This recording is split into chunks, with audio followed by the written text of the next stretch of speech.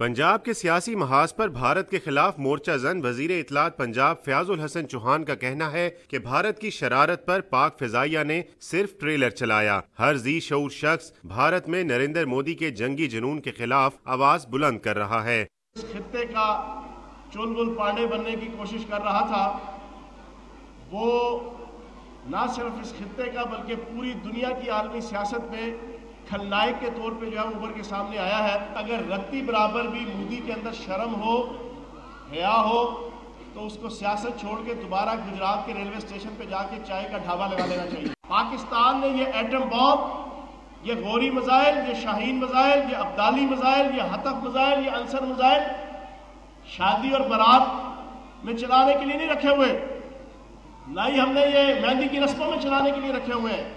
ये हमने सिर्फ और सिर्फ इंडिया जैसे गलीज दुश्मन के लिए रखे हुए हैं। फयाजुल हसन चौहान ने कहा कि आलमी दुनिया ने पाकिस्तान के अमन के लिए उठाए गए इकदामात को सराहा है। हुकूमत ने भारतीय जाहरियत और जंगी जनून को दिफाई और सिफारती सतह पर चारों शाने चित किया है।